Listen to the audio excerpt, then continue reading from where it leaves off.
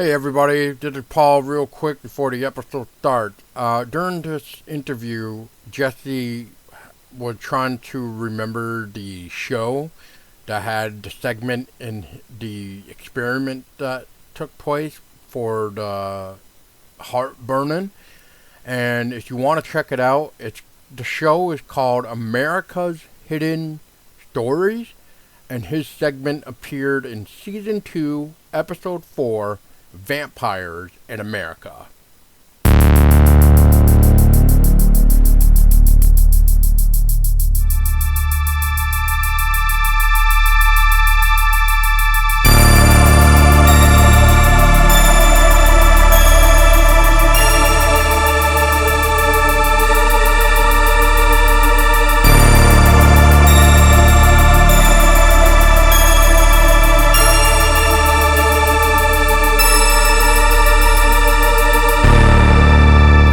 Welcome everybody to another episode of the Haunted Vermont podcast. My name is Paul Dolsky, and today we have a very cool special guest, and we have some interesting stuff we can talk about. And I would love to hear really the stories and the stuff that our guest has. But so our guest has a name, by the way. With I don't really want to brain fart this, but anyway, please welcome Jesse Savage. Jesse, welcome aboard. Hey, Paul. Thank you for having me on. Appreciate it. Dude, Jesse, it's a pleasure. Not often do you just, you're just looking at Instagram and you happen to see like, oh, this person has followed you, but in the tag of, the social media aspect and your title basically is you're a blacksmith. Right. So I guess, yeah, so before we get into the blacksmith stuff and what we are planning to talk about, but I guess this is like two questions summed into one in a weird way. So that is, Jesse, like who are you exactly, and how, like, what sparked you to become a blacksmith? I started collecting tools probably, I don't know, 16, 17 years ago, and I bumped into the blacksmith Kevin Mulholland in Wallingford, Vermont. He runs Vermont Forgings, and he invited me down, and I just started messing around in his shop and on weekends and helping him out with like restoration work. He did a lot of railings. He did a lot of like fireplace tools, some fabrication. He had, like a coal forge and a power hammer, and I got to, kind of learn under the guidance of Kevin. And then I started building my shop and collecting more tools, and that's when I started like my company, Savage Forge. I think that helps. Yeah. Yeah, basically it just sparks an interest, probably because of the cool stuff that you can create, and it's always hands-on, basically, and everything else. Like I don't really know a good way to put it, but it's like the art aspect, like of creating stuff out of metal, basically, and other things, while performing different things, I guess is what I want to say. Yeah, it's really cool. Like the first time Kevin sat me down in a chair and he put like, a steel bar in my hand, and you're in and out of the coal fire, and it's something magical about that coal, that like solid fuel fire. And that in like a coal fire and like some metal and an anvil, and it's not like woodworking and like where you can mess up and have to throw a thing away. It's a lot more forgiving. You just kind of push the metal around and forge it into different shapes, and you can make, like, I do a lot of tool making and forge axes, and but my real love for the art of blacksmithing is like the decorative stuff. Very nice. Yeah, I take a look at some of your pictures and some of your videos, and what is it, your website, jessesavageblacksmith.com. There was some other examples there and stuff, and you actually just made a really cool, interesting project too, like an old, I don't want to say pitchfork, but man, it looks like a pitchfork, doesn't it? It's Yeah, but that I know that's not originally what it was because you added that third. yeah, I added a third tine to it. It's an Thank old you. antique. I thought it was like a fire poker for outside, but it was for, I was told by a friend of mine, Alan. He said it was for like rolling logs. So Oh, yeah, which is weird, but I guess it makes sense. You can kind of dig underneath it and roll it. If you're cutting the wood. Um, right. so but I think adding the third time like strengthened it quite a bit. But Oh, for most of my sure. most of my stuff I sell through like Handmade in Vermont and Wallingford. He sells like handmade metalworking Oh, like that like blacksmith stuff. not to really interrupt you there. I apologize for that, but that's like the man. What would be a good word? Like a shed or something, or that building to the Yeah, left as you're coming in. it's that it's that stone building. It used to be Oh, people stone. Yeah. probably know like Ames True Temper. Like they make shovels and rakes and hoes and back in the day they made axes, but that was the original blacksmith shop for Ames True Temper. Now I think the only thing they make in town is like the wooden dowels for the handles, but I think they ship the rest of the companies out of Pennsylvania now. But no, Chris bought that little space there, and he sells a lot of like the Hubbard and Forge stuff. They're like a big lighting company in Vermont, and they sell all over. And um, yeah, he has a lot of really cool artists in. He has like Stephen Bronstein's work. He does a lot of clocks and sculptures and stuff. He's the only blacksmith that was on the U.S. postage stamp, which is pretty cool. Oh, wow. Yeah, kind of cool. So there's some like interesting artists in there. And Kevin, who I started with, his stuff's in there too. Right. Yeah, so Huh. it's a good place. It definitely sounds like it. I have to check it out. I keep Yeah, you'll meaning have to to. check it out. Yeah. Well, that gives me a good reason now too, for sure. So anyway, uh, Jesse. So as we were talking to kind of prep for this too, you kind of mentioned um, like you. I guess it would be better for you to really tell it, but basically you did an experiment. I think that would be a good way of putting it, where Hmm. you know, with the Vermont legend of the vampire in Woodstock, where the heart was burned in the village green, like over a like a fire pit per se. You sort of did something similar, but I guess talk to us about that. What like kind of like what drew your curiosity to do this experiment? I guess is a good way to ask it. It was it's kind of funny. It's like a friend of a friend knew somebody that worked for a production company out of Maine that was doing a documentary on the New England vampire epidemic, which I'm sure most people listening to this probably know was like really kind of a tuberculosis outbreak. Um, and when was it? Like the late 1700s, early 1800s, Yeah, where people were yeah. getting TB, or they would call it consumption because it seemed like it was consuming them as their like lungs and stuff would break down. But the Smithsonian reached out to me and they said, we're looking for a blacksmith to like burn like a heart in the forge, because when they would take out of the dead body that they thought would die of tuberculosis, or they thought was a vampire, um, they would take out the heart, and like in Woodstock they burned it in a fire. And historically it had been done in like blacksmith shops.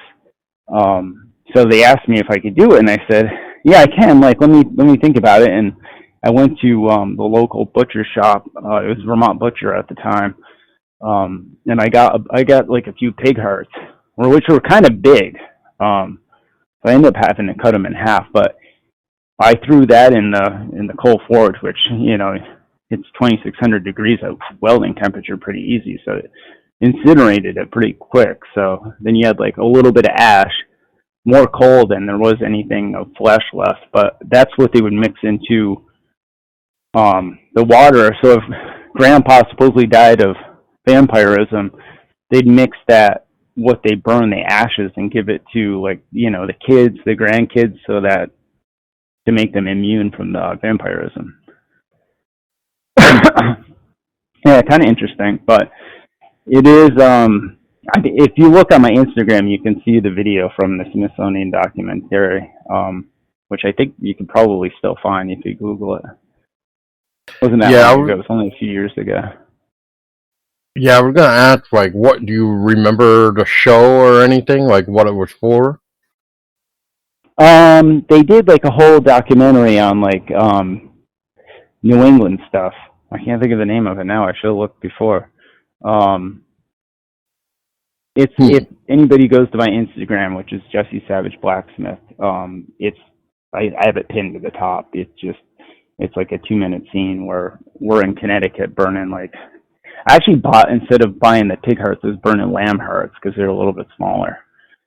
But we did that, and they went all around New England, kind of recounting like all the different stories, like the stories of the kids in Connecticut that were kicking a ball around in like some sort of sand pit, and uncovered like a human skull that was like had the arms crossed and the skull was taken off and put like kind of like the pirate flag. And there was like another thing they would do with the bodies to like stop the vampirism is to try to like disable them so they couldn't like rise out of the dead and come and get people. Right. Yeah, kind of neat. Yeah, I was gonna say, I've never seen any photos around the United States that do this, but I want to say it's the UK, the United Kingdom, that does it, but they have this one graveyard by a church, I believe, where depending on who it was that was buried, they actually placed like a metal, I guess I'm gonna say fence, really, for lack of, almost like a jail in a way, like that's around the grounds of where the body's laid, and it's supposed to help prevent the quote body to rise again and basically, walk the earth again. So it's supposed to stop them right there if they were to try to unbury themselves. But it's around the ground of, like I said, where the body is buried. Yeah, I've seen those. It's like a forged grate over the top of it, kind of like, I kind of assumed it was for like the grave robbers going in and stealing the bodies, like they did at Castleton College there, like back in the day when it first started. Because Castleton, it's like right down the road from both Paul and I, and one of the oldest colleges in the country, and it was a medical college to begin with, and they couldn't get enough cadavers for the students to practice on, so they wound up robbing graves back in the day. Kind of funny.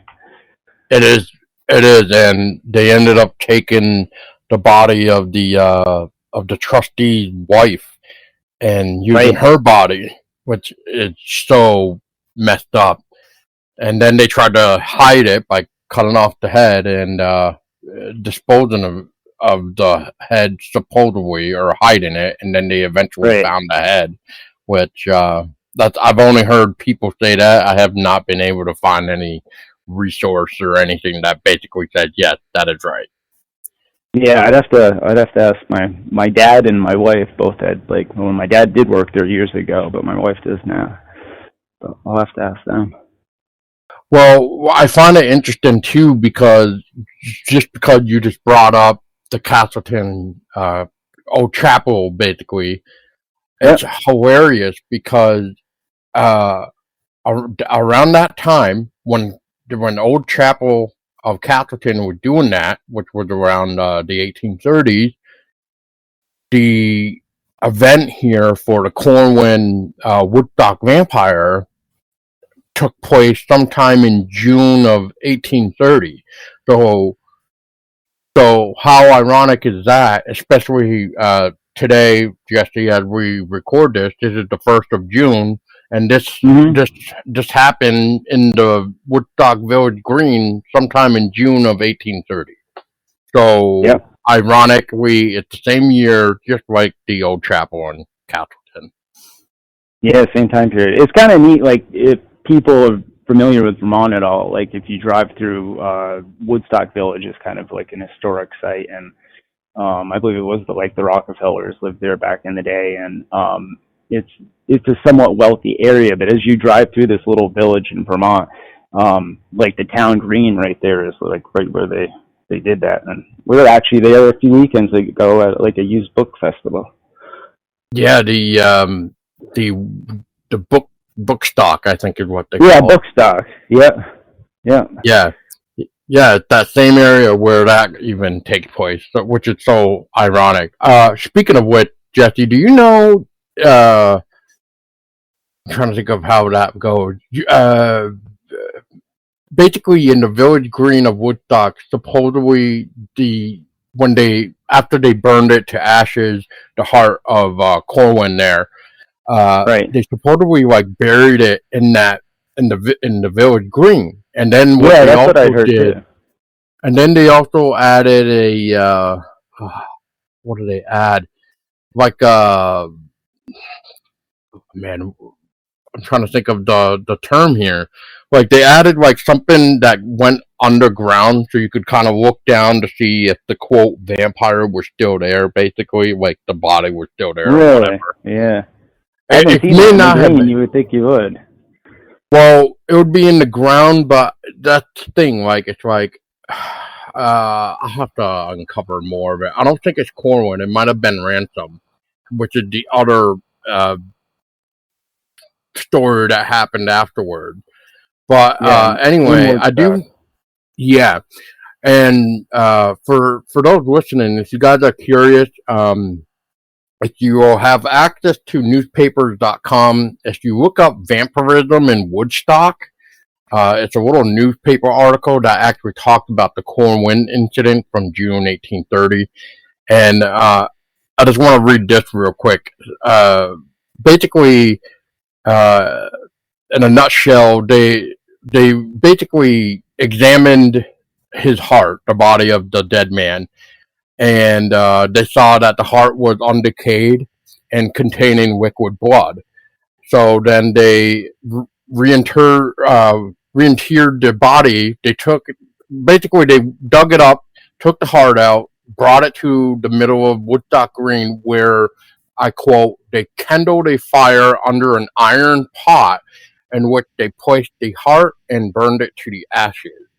And then Right. later on, that's where they basically buried it so many feet down in the village green, basically. But it's a long little article.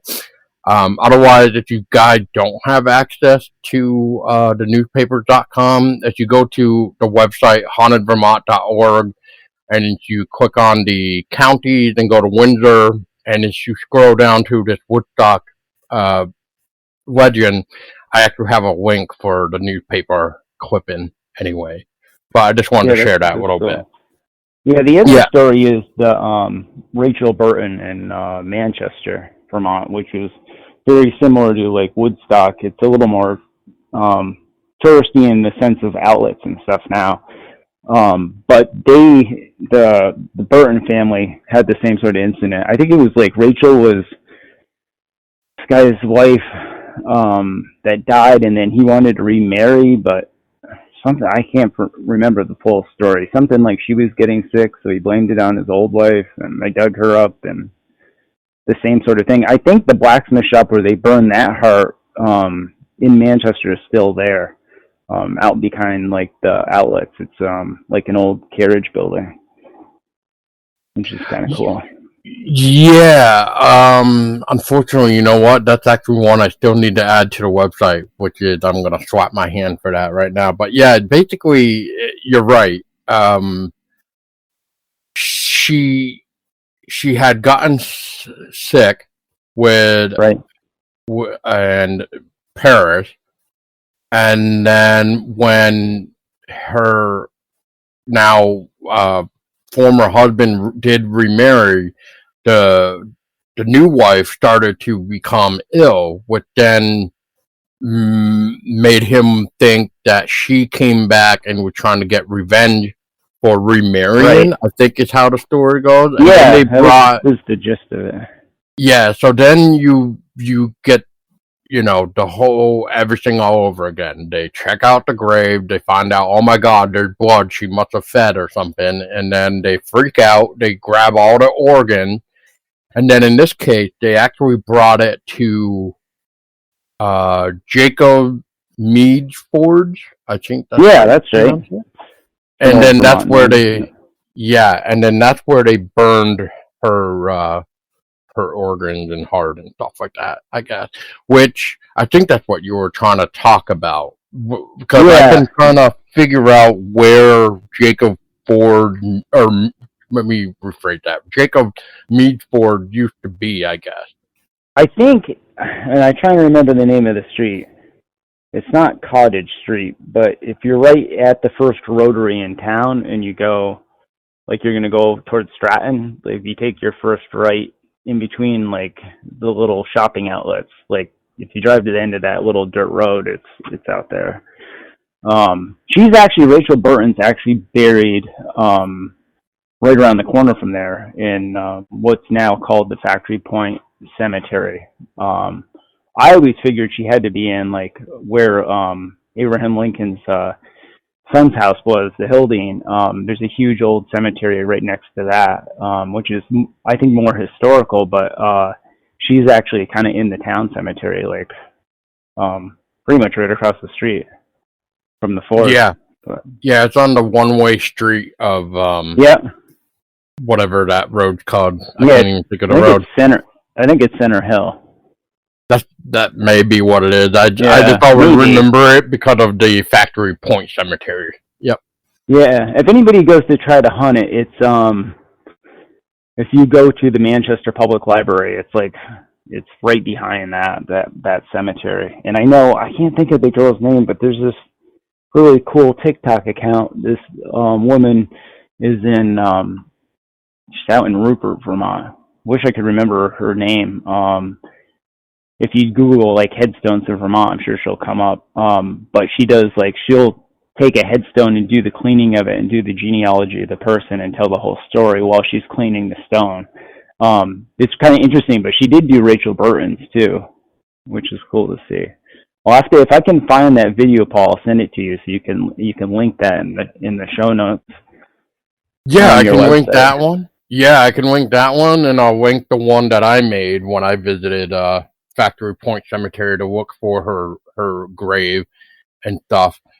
Because I wanted to take a look, because I also, for those listening too that may not know, I don't even know if you know, Jesse, but so I'll just say it anyway. But for people that may not know, so basically, as everybody should know, man, I'm saying should and should this and that. Anyway, the point to this is we get, you can't miss them. There's historical markers. As of this year, actually, I just read that we're going to be getting 15, 25 new historic markers in Vermont, and one I actually want to go take a picture of because it involved the author that came to some town in Vermont, which it starts with an F, and I cannot, for the life of me now, remember the town name. But anyway, I'd never heard of it before in Vermont. But anyway, the reason to this is basically in long short term, this new marker that we're going to be getting, just to finish this one real quick, is this guy is known for writing the book The Invisible Man. Anyway, oh really? Yeah. Okay. Yeah, so he visited the town here in Vermont, and I think that's what inspired him to write it or something. Or he was that G.H. Wells? Is that who wrote that? I feel like I think so. He wrote The Time Machine, and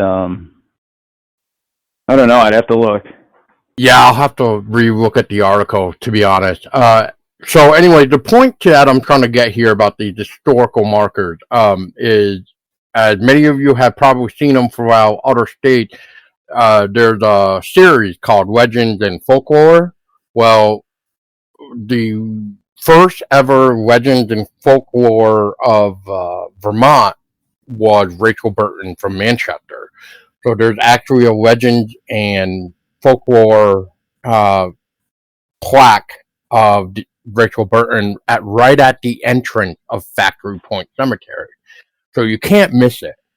So I will say though, if you will do try to look up, go there and try to look for Rachel Burton's grave, it's really not that hard uh, to find, which was shocking because when I went, I was expecting to find look for like a very old grave, especially since it was like Right. 18 something or 1790. My bad. Um, so anyway, I found it, and it's like a brand new stone. So I don't Huh. know if Must there be was. her family like put a new stone in. I'd always wondered about Rachel Burton if she was related in any way to Jake Burton that started Burton Snowboards because he was from Manchester. Um, that's where Burton Snowboards started out of. I was like, they're probably related somehow. So They maybe probably that are. Jake probably got her a new stone. Exactly. Maybe. Who? I mean, Maybe, who knows? Yeah. yeah, exactly. But yeah, she's basically in the old section. So, real quick, as you drive into the entrance of Factory Point Cemetery, you're gonna take the immediate right, and then you're gonna see like a little tiny wooden sign that basically says old section, and that's where she is. You can't really miss her. She literally like the newest looking stone out of all the old ones, and she's past a tree. In my video that I did, I sort of tried to do my best to pinpoint where her location is, just from where the sign is of the plaque.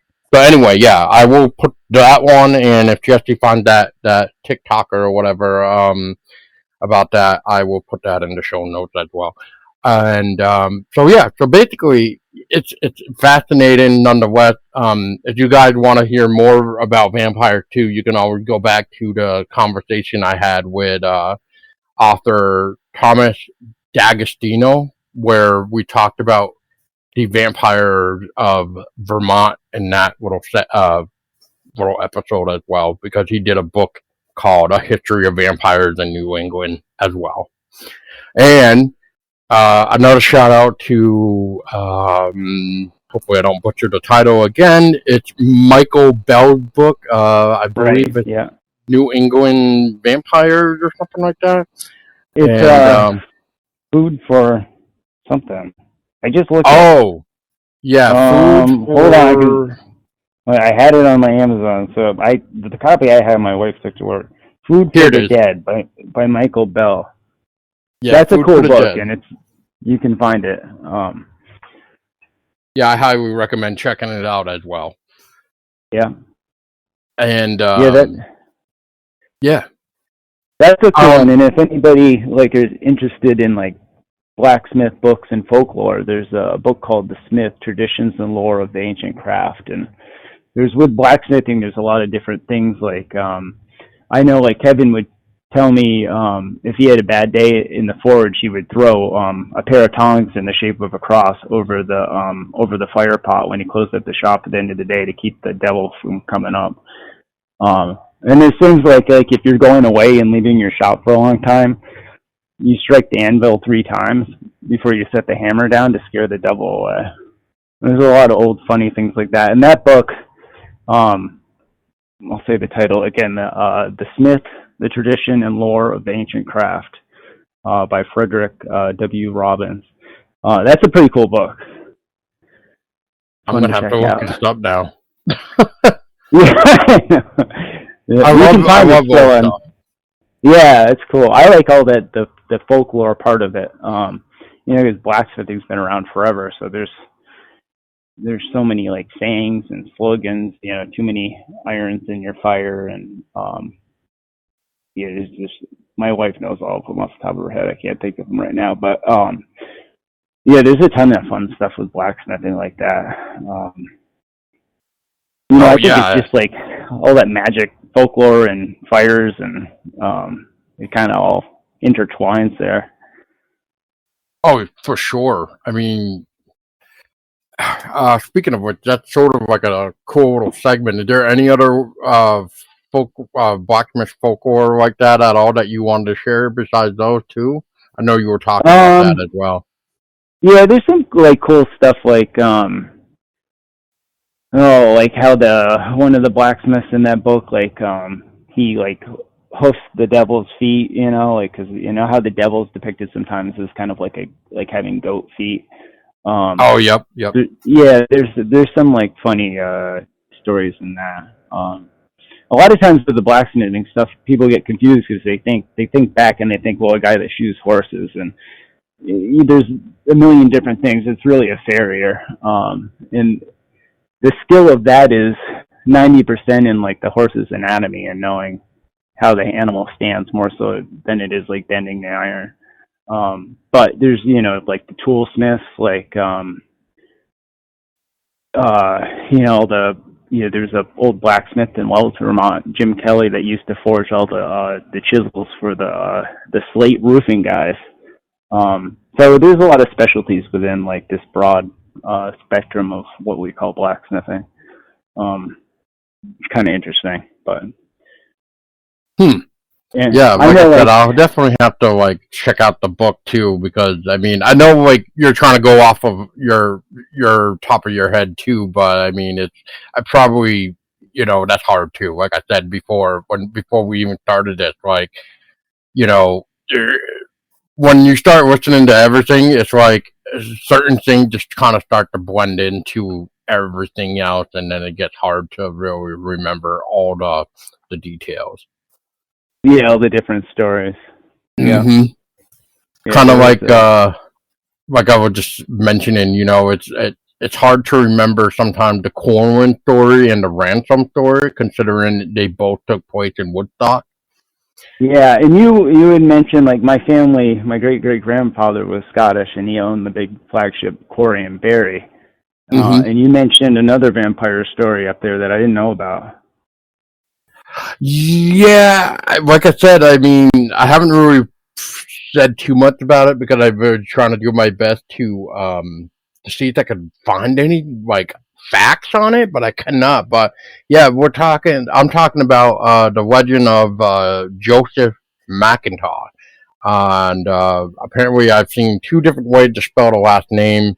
But anyway, supposedly his story is pretty much like any other story for the listener. Basically, he got married to this young, beautiful lady, and all of a sudden she got sick and died because of consumption, and he basically tried to remarry, and same thing happened. Like she started to become sick, but then all of a sudden, when he was thinking his first wife was coming back for revenge, they dug up her uh, grave, noticed that she still had blood, and oh my god, she's feeding on my wife, and next thing you know, it's the same thing. It's the cycle all over again. You take out the organ, you burn them, and then all of a sudden you magically just get better. Which I think that's always the most interesting part of all the legend.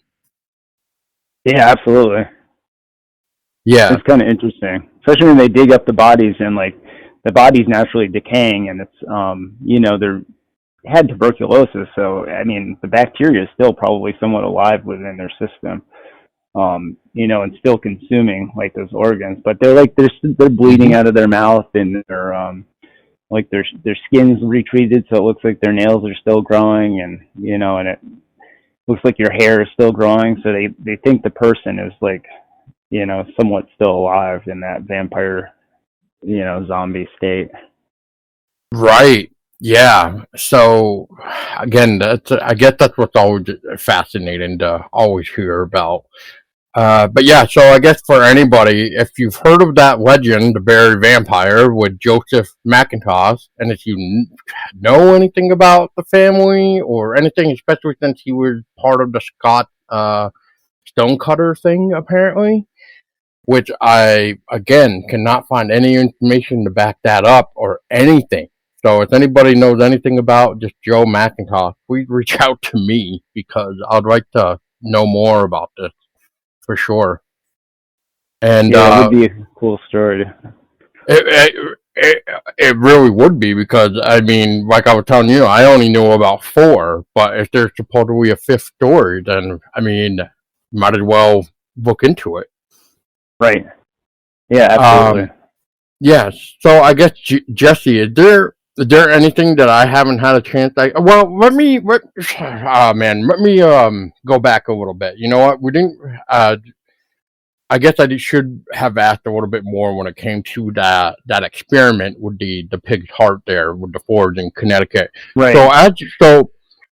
So I guess what I want to do, and I want to apologize to the listeners for doing this, but I mean there's so much to talk about. Plus, I just want to clarify too that Jesse here was on a time limit, so I wanted to make sure that we kind of went through everything that we had talking about as well. So anyway, going back to the experiment real quick, as you guys were doing that, I guess what was the purpose of this? Like what was the idea of taking the pig heart, cutting it in half, as you said, because it's like so bigger than a human's heart. I think is why you cut it in half, maybe. But anyway, I guess what I'm trying to figure out is, so what was the initial idea of trying to do this? It was just to see if it could, like, if you could totally incinerate it, which I think, As like, the legend well, said. yeah, as the legend says, and they wanted to with the Smithsonian when we did the documentary. They put us in a field kind of where they did that type of stuff, and we like reenacted the whole thing so that they could use that footage with telling the story of. They were telling it more about the Connecticut vampire stories, but they did mention like Vermont a few times. So it's Probably kind of because we had our own stuff. Yeah. right. I mean, that forge, coal fire, you can weld wrought iron at 2,600 degrees, and you hit that really easy. So to incinerate a heart, I think you could probably do it at like 1,400. And that's pretty hot too. Oh yeah, I mean yeah. A coal fire will incinerate steel. You won't even, if you leave steel in it too long with a blower going, it's gone. You'll pull out. You can work on something and you lose it in the fire. Oh man. Yeah, so it's hot. It makes a acetylene torch look like a tinker toy. It's pretty incredible. But that's part of the magic of working with that hot fire. And it's not as hot as people think. Like standing in front of when it's warm out in the summer. Most of the heat kind of goes up and out the chimney. It's not like a wood stove. But it is. Yeah. Yep. I mean, traditionally, blacksmiths, way back in the day, they burned like a wood coal, which is really a pure fire. Easier to forge weld out of, where you take two separate bodies of metal and bring it to a welding heat, and then you touch them together on the anvil face and hit them with a hammer. And that was traditionally how they used to weld stuff before they had machine welding. But in America and in England, I think during the Industrial Revolution, they switched to burning a bituminous coal, which is a soft coal. It's kind of what the old trains would run on. Yep. Yeah, it's not like a hard coal that people used to use in a coal stove, but kind of neat. Not to get off on a sidetrack, but no, that's fine. All right. Well, I mean that makes sense. So I hope that helped too with the listener. I was just trying to make sure I hopefully hit the question that maybe somebody else would want to know too. So anyway, Jesse, I guess to sort of start wrapping this up, I know you were talking about Rutland too. Before I get into the final couple questions that I want to usually ask as default questions here on Haunted Vermont, but I guess one thing I kind of want to ask you is, so have you? I mean, this can't be true. This has to be one of those weird just tales that somebody started and everything else. But have you ever heard about the Bat Boy in Rutland legend? No, not at all. So apparently, I don't really know the story too well, but I guess there's a cave somewhere in Rutland, which I've never heard of a cave in Rutland, unless you have. But anyway, supposedly this cave houses this quote Bat Boy. I guess for lack of wording, basically. But yeah, that's like really like the only Rutland thing I've ever heard. Have you? Is it like a current thing, or is it something historical? Ah, I don't know, man. I mean, for all I know, it's a legend. That's all I can tell you. Yeah.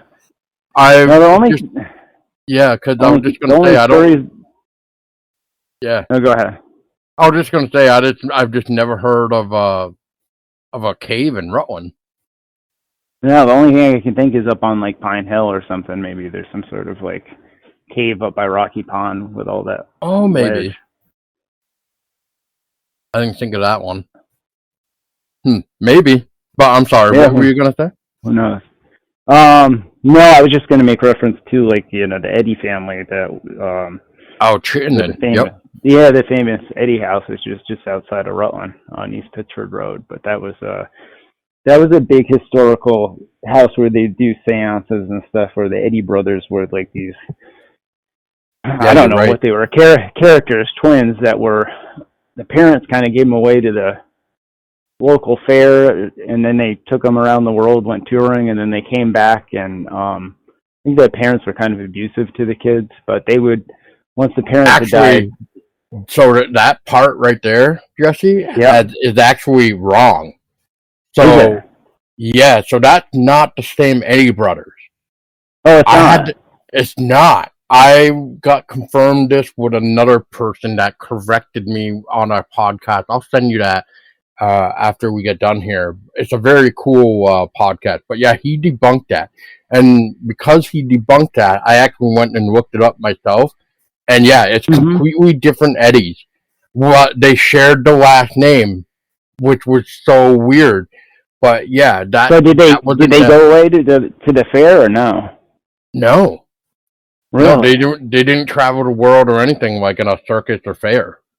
That was the so other weird. Eddys. Yeah, so that is completely false. Because that was a separate Eddys. Yeah, that's what I've heard over and over. It's funny. Me too. Yeah, that house, like who was it? Didn't like Madame Blatsky there like go in and do seances with them? Oh, probably. They probably had so many. They probably had so many different type of guests before Henry Steele occult came into play, especially from the what was it, New York Times article that the New York they Times, wrote. Yeah. There's a book on it, People from the Other World, that you can find. Yeah, it's a neat local story, like really local. For us, anyways. But yeah, and for those that may not know, I was just going to say real quick. For those that may not know, the Eddy House is currently known as the High Life Ski Lodge. Right. Yeah. What was the rumor I always heard as a kid? Like the house originally faced the road, and then some night the house turned like sideways or something. Yep, that was another funny little legend. Yep, that was another one that completely got debunked from the same guy that I will send you. But yeah, that's a cool little story though. But too bad it's not true. Basically, what happened with that was it was just the way the how did he word it? I think Jason said it was basically just the way the picture was. It made it look like it was the front of the house, but it really wasn't. It's a good story either way. Oh, totally, man, totally. Yeah. I mean, I would share that all the time myself, because of how weird it really sounds. So yeah, so I feel you, man. But yeah, he completely helped like debunk like a lot of things, and I'm just like, oh wow, I didn't realize like like how some of these stories are just getting debunked right now, which is hilarious. But then when you actually go back and look at it, like especially that newspaper article that I was telling you with the different Eddys, yeah, it's different Eddys. That's crazy because you hear that. I don't know. I've heard it over the years, but it's I Oh, can me too. imagine there's like, you know, stuff gets Oh, me too. messed up and. Mm-hmm. But I can't think of anything else like locally that's like. My family goes back here a long ways. Like at my mom's like great grandfather's line was last name was Seward, but my like seventh great grandfather lived on the same street I do. He's buried up the Oh, street. So they're like some of my family's been here forever, but that's um that's pretty cool. yeah, I can't think of any other stories besides like the Eddie stuff. Oh, yeah, dude. Don't worry about it. Like, I mean, obviously, you can't forget. Well, I mean, you can't really forget the fact that Lake Champlain is known for Champ and stuff like that. Yeah, that's the great. I loved that as a kid. I had all the Champ books. Uh, I mean, if you like visiting interesting cemeteries, man, you can. There's a couple cemeteries that I would recommend, which would be like the Evergreen Cemetery in New Haven, which is right by Middle. Wow. Well, Middlebury is what I'm trying to say. I don't Middlebury, know. yeah. Yeah. Uh, anyway, that's where the infamous grave with a window is from Tiffany Clark Smith.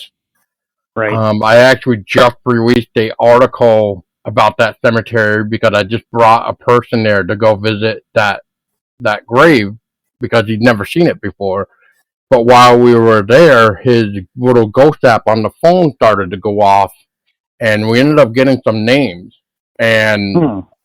and mind you, and the listener, I guess, just for the subject of what I'm about to say is I have been there multiple times, but me and my lady who have even gone, we kind of just go to pay respect to Tiffany Clark, and we kind of just go on our merry way because, Right. uh, we don't really stay and actually walk around.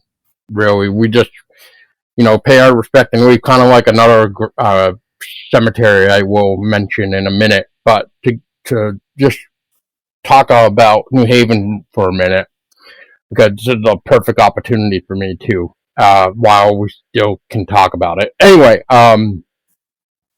so yeah, his phone went off and it kept saying some weird stuff. And I just want to point out for anybody, I'm very skeptical when it comes to ghost apps for phones, especially now with AI taking over everything.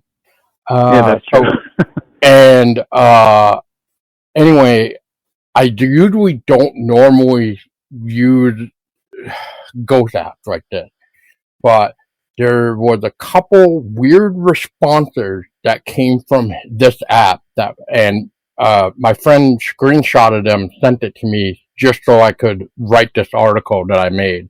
And it's actually one of my new articles on the website, hauntedvermont.org, for people that would like to see pictures that I took as well to help back up some of the stuff that was said.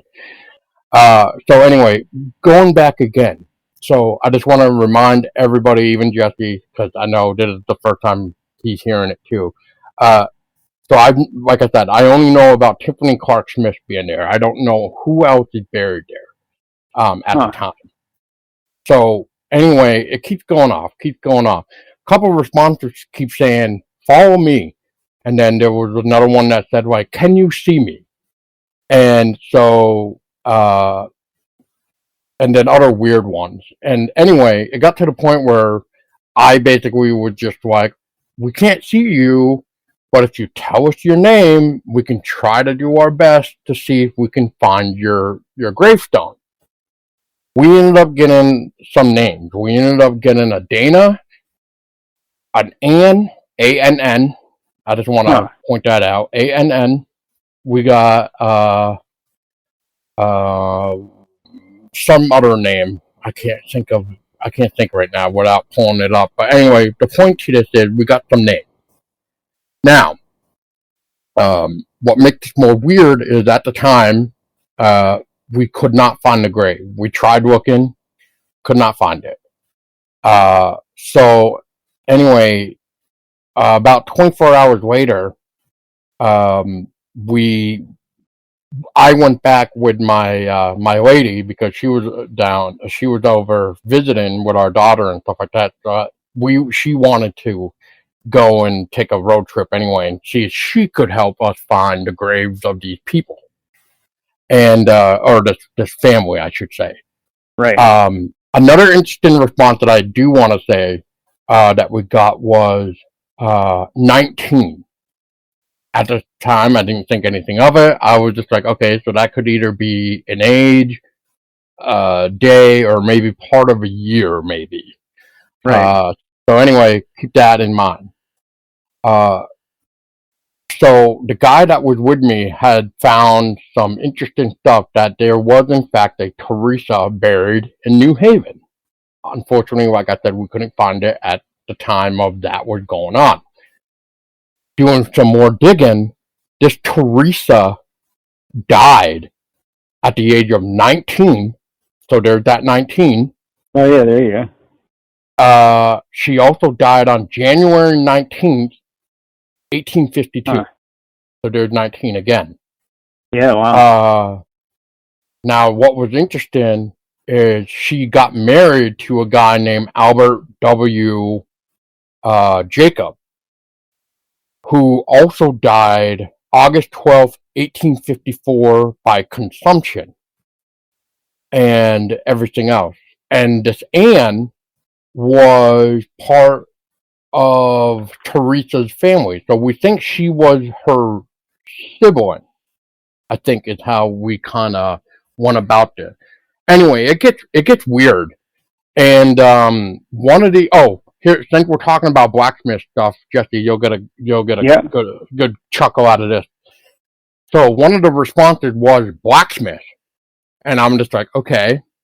So as we're walking, lo and behold, there's a grave with a Jesse. You might have to help me. Like if the I anvil? not just, yes, there was an Like an anvil. anvil stone, yeah. There used to be, like, in New Haven, there was there was only a few forges that made axes, and there was a huge axe forge, like, right there in New Haven. So I wonder if it's related to that. Maybe, but anyway, Could we be. found a grave with an anvil. I was like, okay, this is weird. Next thing it says is like table. We're not thinking of anything like table. Like what? Like in a grave? A graveyard, I mean? Or, sorry, a cemetery? Right. Oh my God, Jesse. From where we parked and from where Tiffany Clark Smith's grave is, if you just look right across from where Tiffany Clark Smith is buried, his grave where the window is, I kid you not, there's a person's big gravestone that is what's a good term here? Like I guess set up as if it was looked like a table. I can't even. Oh make wow, that's this up. cool. Yeah. I can't even make this up. So anyway, I took a picture of the quote table. I took a picture of the quote blacksmith thing because is that what the response mean? I mean, I don't know. Take it with a grain of salt for all you guys Right. want to do. But the fact that that we got that was the other thing I just want to remember mention before I move on is so that Dana response that I think I mentioned. So I didn't catch this right away until I was actually writing this article up that I did. So that Dana comes into play as well, and that is the fact that when Teresa and Albert's deceased papers were made up, the attestee, I think that's a good way to put it, the attest, I guess, the witness, uh, their name was a Dana, which I thought was so ridiculous that those names came into play like that. Huh, that's funny. It is. So I don't know what to think of this app anymore. It's like, oh my God, like Like, that's Right. some crazy stuff. But anyway, another quick little cemetery that I would suggest, Jesse, if you've never been, is Middlebury Cemetery or West Cemetery in Middlebury, right by the I've college done. of Middlebury. I have walked that one, yeah, because I had like stonemasons in my family, obviously, but they made like some of the headstones in there. I think it's a Catholic cemetery, the big one right by the college. Maybe it's not Catholic, Um, but it's like that's where like what is it, St. Mary's, the church is oh, yeah, I think I know what you're talking about. I think it is part of St. that. Mary's graveyard or something right by Yeah, the church there. Yeah. yeah, that's super Um, cool. What's the mhm. story? Not to interrupt you, but I always Yeah. love the story in Cuttingsville, the cemetery there, the Egg family there. But Oh, there's a the huge Bowman Cemetery? tomb. Yeah, and it's like there's a tunnel that goes underneath to the house to the mansion across the street. And when the you know wealthy man died, he buried all his family in the or his daughter and Mausoleum right everything, across the yeah, street. in the mausoleum right across the street. But he kept the house stocked with food long after he died. It was just he had people take care of it, and that way, if they came back to life, they would just walk from the tomb back over to the Exactly. mansion, and it was Yep. all. So they could have a nice You warm probably dinner. know that, right? Yep. Pretty Yeah. amazing. Oh, it totally is. I've been there. They just actually started doing open houses for the Did they mausoleum, really? for the mansion, the World crap, World Grand Hall. I hope I said that right. Anyway, yeah, they started doing open houses there, so I jumped on it the first year I heard about it, and I was able to record video of my experience of checking out the house. And I'm so glad I was recording video, because one of the stories behind the Bowman is, if you have a kid with you and it's the kid sticks the tongue out at one of the pictures on the wall, especially Mrs. Bowman. I'm sorry, I'm getting Yeah. confused again with Rachel Burton. Anyway, with Mrs. Bowman, supposedly the legend is the picture will come flying off the walls at the Really? kid, because That's funny. yes, because being disrespectful. So anyway, I'm recording video, and one of the tour guide people over there saw a kid, and they actually literally warned the kid to not stick the tongue out when you're going up the stairs, because otherwise you might have uh, the picture get Right. flying at you, basically. I'm flying off the wall. I was so happy that I caught that. It was like one of those moments where I was just like, oh my God, yes. I'm so glad that I caught it. But That's too yeah, funny. that's the Bowman. But yeah, so going back real quick to the Middlebury Cemetery before we wrap things up, Jesse, is the reason why I bring that up is because there's a couple graves there that now, one that I just actually found out I want to go back to, um, which is anyway. The first one is the grave of the Egyptian baby, because I've mentioned about this grave twice now, and this is Huh. the grave where when I tried to ask about replacing it, because I feel like if you're gonna have an Egyptian baby not buried here, we should probably give the kid some respect so he's not forgotten.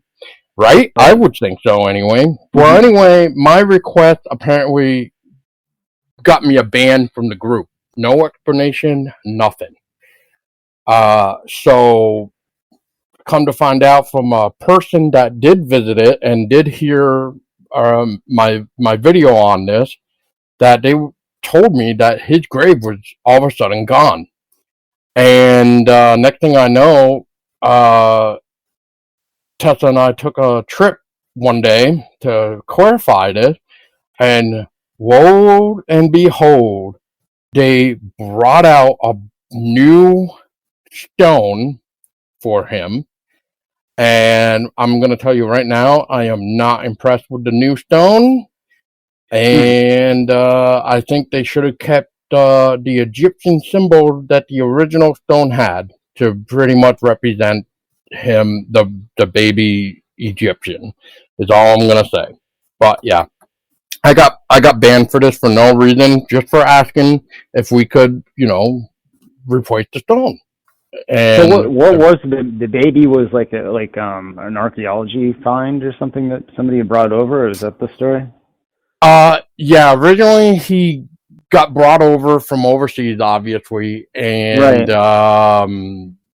basically, crap, I don't have it pulled up really to really say the whole story, but basically, this Sheldon Well then, bought it. Yeah, he bought it that makes so sense. he could Yeah. put it in his museum. But because of the fact that he kept it up in the attic for a long period of time, it started to not the condition of it was so bad that he just decided that he it was just best to just cremate it, basically. Right. And basically that's how why uh we have the baby's ashes buried in Middlebury Okay. Cemetery, That's the because choice. I basically, wondered, yeah. not to interrupt. I wonder if there was some sort of like, historically you could bring that stuff over back in the day, but now it'd probably be illegal to Oh God, I do would something hope like so. that. I feel like Yeah. I just feel like that's like disrespectful for not only the body, but man, dude, like is his family buried in Egypt? Like, where's his family? Right. Especially Right. since he's supposedly the child of a pharaoh king or a king Right. pharaoh. Like, oh my God. Like, if there's no such thing as a mummy's curse, or if there is, I mean, I feel like this is a good horror story to set up one. So, Yeah, that's a neat story. That if anybody's up in that area in Middlebury, that Sheldon Museum and the Vermont like Folk Art Museum right there in town is worth seeing. hmm yeah. And the other grave that I want to check out now is a Mr. Charles Mraz, I think, Mraz. Anyway, I want to pay him respect now because he was known as a beekeeper and scientist. He was one of the people that actually made the Champlain Valley aspararies. I think I'm pronouncing that right. Aspararies. Everybody knows what we're talking. I should know what I'm talking about when it comes to honey. So, yeah. So I want Right. to visit him now because he's part of Middlebury Cemetery, and I just found that out thanks to a book called Vermont Book of the Dead. Lovely little book. Yeah, that's But yeah, cool. I'll forget that. oh, I totally would recommend it. But yeah, Jesse, before I let you go, because like I said, I know you're on a time restraint and stuff, but my last two questions that I would like to ask you before we wrap up is, so what is your thought on the paranormal, the supernatural world in general? And then the final question basically is like, have you had any weird experiences yourself?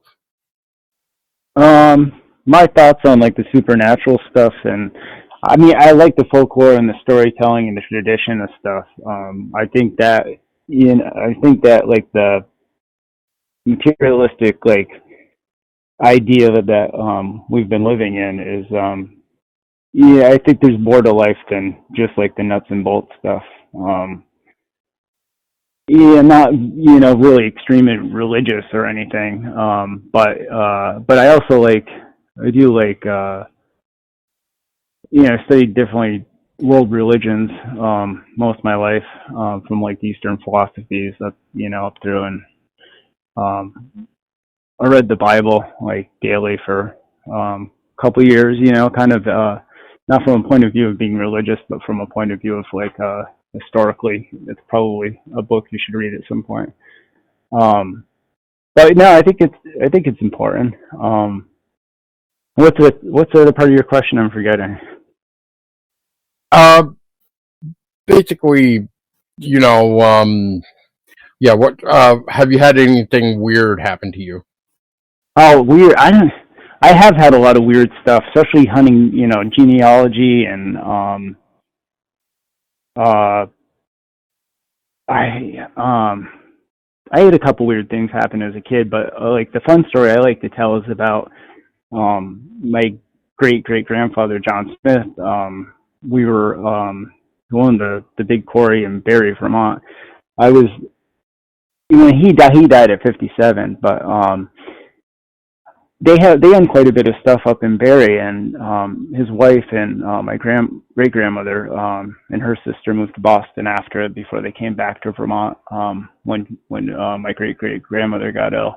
But I figured in the town of Barry, since the family's wealthy and I probably had a lot of possessions, there's got to be a lot of stuff up there still in the antique shops. And I walked into this one, and me and my wife started digging around, and my wife points out like a Freemason book, and I knew John was a Freemason.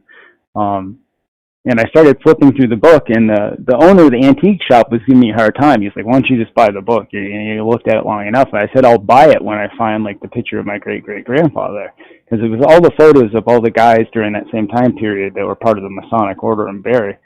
And sure enough, I open right to his picture, and I show it to the owner of the store, and he just starts shaking, and he goes, "That's the craziest thing," because he goes, "I lived in John's house for 30 years. I own the house." And he grabs right in front of him. He goes, "This is the I can't think of the name of it. The horse and compass thing that you put on top of a cupola. Can't think of what you call it. On top of the house." But he had the one from the house there. But he lived in John's house for 30 years. And when John had died, it got sold to a doctor who had it. And the next time I went up there, I walked into the store and said hi to the owner of the store. And the guy who walks in behind me is the great grandson of the doctor that had lived there. Oh, wow. Like after John. Yeah, so the antique guy starts shaking again. And I was like, yeah, I think you have to be open to weird stuff happening, Yeah. Definitely. It sounds like it sounds like it was a coincidence, but was it? Yeah, was it? I don't know. I mean, you can kind of take things how you want to take them, but yep. I always say take them as it is. Right. Yeah. But man, that's so cool. But it sounds so.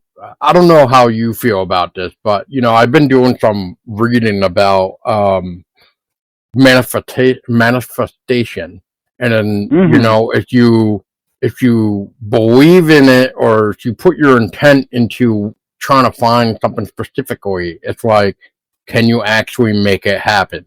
Can you manifest it? And another example would be like, Jesse, you had to have heard this legend too, is the Emily's Bridge legend. A lot of people. Yeah, that's a great story. So it basically, you can kind of say it like this. So, did people believe the legend of Emily Bridge to the point where we actually manifested it, or was there actually something really there? Yeah. So again, yeah. There's definitely something to like manifestation. I think you could even look at it. I think it's intention, and I think you could look at it like throwing a baseball at a target. It's like your intention is to put it there, and yep. I feel like the more we kind of manifest hitting the target or intend on it, it's like, I think that's a nuts and bolts way of looking at that idea. But I think it's real to a point. I think there's more to this world and this existence than we're aware of on like a day-to-day basis. Trying to work and survive and eat and everything else. I hear you, man. So, all right, Jesse. Well, I don't want to keep you longer than I already have. But I mean, again, I thank you for your time here, and for those that want to keep up to date with your work, with like I said, being a blacksmith and stuff, where can people follow you? I'm on like mostly all the social medias. I'm not on Facebook, but I'm on Instagram as Jesse Savage Blacksmith. There's some version of that in all I think my TikTok might be Jesse Blacksmith, or that might be my Twitter, or now X. I'm on Blue Sky. I don't know if people are on that. I'm not really like, I just post like my art and stuff. I'm not politically somebody who talks politics or anything like that. I just post about like my blacksmith stuff. Right. You know. So yeah, that'd be the easiest places. Well, But perfect. thank you man. for having me on. I appreciate it.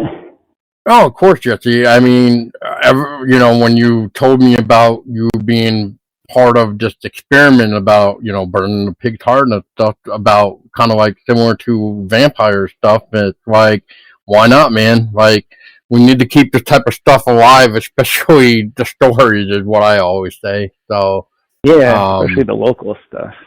oh, for sure, man, because, once we stop telling the stories, they're gone, basically. Mm.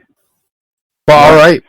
Yeah. So again, thank you so much for your time, and please everybody check out Jesse Savage's work. And it's quite honestly pretty fascinating. I wish I could have the patience to do it. So Yeah, the you'll fact that he have to loved come it, over sometime and try it. You're local enough, you know.